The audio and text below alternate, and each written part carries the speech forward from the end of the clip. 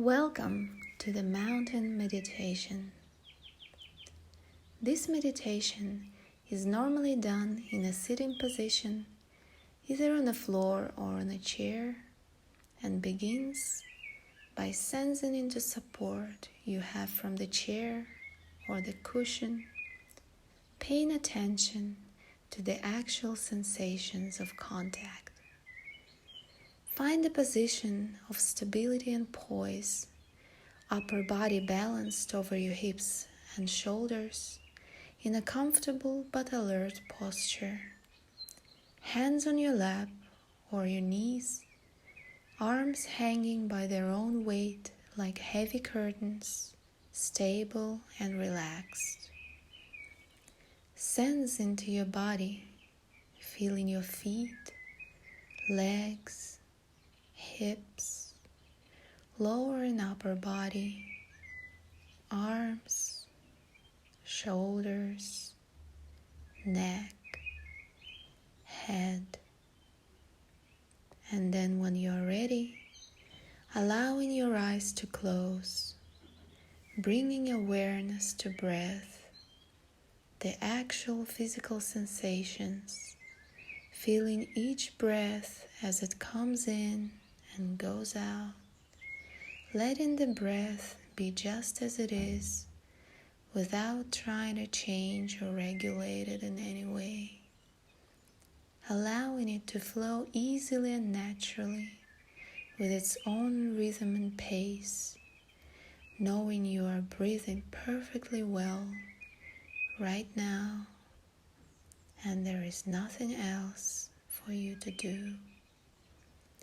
Allowing the body to be still and shifting with a sense of dignity, a sense of resolve, a sense of being complete, whole in this very moment, with your posture reflecting this sense of wholeness.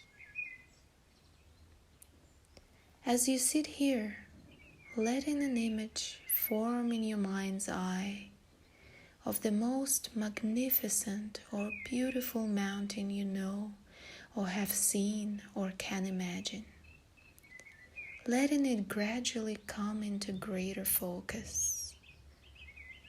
And even if it doesn't come as a visual image, allowing the sense of this mountain and feeling its overall shape, its lofty peak or peaks high in the sky, the large base rooted in the bedrock of the earth crust, its steep or gently sloping slides. Noticing how massive it is, how solid, how unmoving, how beautiful, whether from far or up close. Perhaps your mountain has snow blanketing its top and trees reaching down to the base. There may be streams and waterfalls cascading down the slopes. There may be one peak or a series of peaks with its meadows and high lakes. Observing it, noting its qualities, and when you feel ready, seeing if you can bring the mountain into your own body, sitting here so that your body and the mountain in your mind's eye become one, so that as you sit here, you share in its massiveness and its stillness and majesty of the mountain. You become the mountain. Grounded in sitting posture, your head becomes the lofty peak, supported by the rest of the body and affording a panoramic view. Your shoulders and arms, the sides of the mountain. Your buttocks and legs, the solid base, rooted to your cushion or your chair, experiencing in your body a sense of uplift from deep within your pelvis and spine. With each breath, as you continue sitting, becoming a little more a beautiful mountain, alive and vital, yet unwavering in your inner stillness, completely what you are, beyond words and thought, a centered, grounded, unmoving presence. As you sit here, becoming aware of the fact that as the sun travels across the sky, the light and shadows and colors are changing virtually moment by moment in the mountain stillness, and the surface teems with life and activity. Streams, melting snow, waterfalls, plants and wildlife. As the mountain sits, seeing and feeling how night follows the day and day follows the night, the bright warming sun followed by the cool night sky, started with stars and the gradual dawning of a new day. Through it all, the mountain just sits, experiencing change in each moment, constantly changing, yet always just being itself. It remains still as the seasons flow into one another, and as the weather changes moment by moment and day by day, calmness abiding all change. In summer, there is no snow on the mountain, except perhaps for the very peaks. In the fall, the mountain may wear a coat of brilliant fire colors. In winter, a blanket of snow and ice. In any season, it may find itself at times in clouds or fog or pelted by freezing rain. People may come to see the mountain and comment of how beautiful it is, or how it's not a good day to see a mountain, or that it's too cloudy or rainy or foggy or dark. None of this matters to the mountain, which remains at all times its essential self. Clouds may come and clouds may go. Tourists may like it or not. The mountain's magnificence and beauty are not changed one bit, whether people see it or not, seen or unseen, in sun or clouds, broiling or frigid, day or night. It just sits, being itself. At times visited by violent storms, buffered by snow and rain and winds of unthinkable magnitude. Through it all, the mountain sits. Spring comes, trees leaf out, flowers bloom in the high meadows and slopes, birds sing in the trees once again.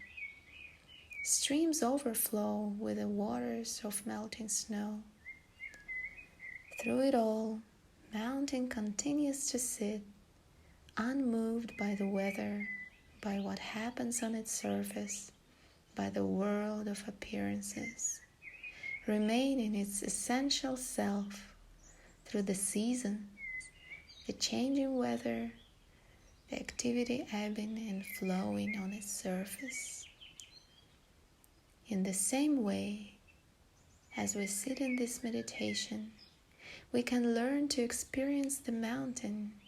We can embody the same central, unwavering stillness and groundedness in the face of everything that changes in our lives, over seconds, hours, over years.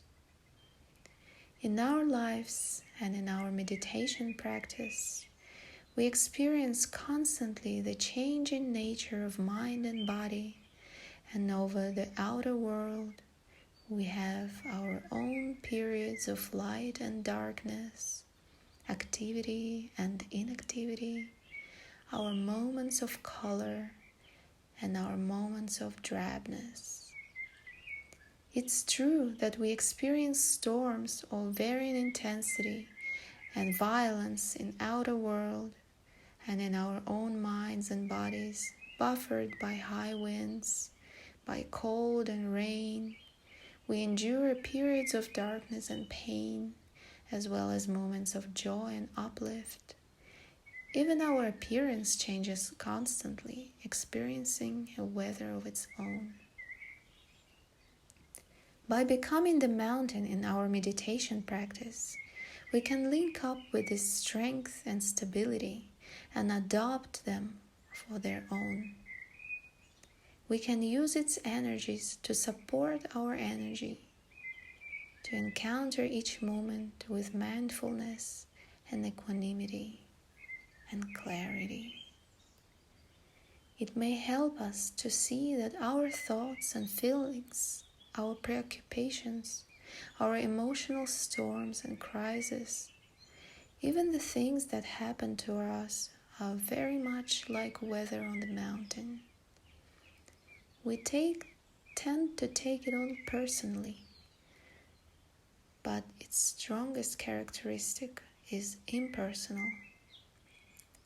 The weather of our own lives is not to be ignored or denied. It is to be encountered, honored, felt, known for what it is, and held in awareness. And in holding it in this way, we come to know a deeper silence and stillness and wisdom. So in the time that remains, continue to sustain the mountain meditation on your own, in silence, moment by moment, until you hear the sound of the bells.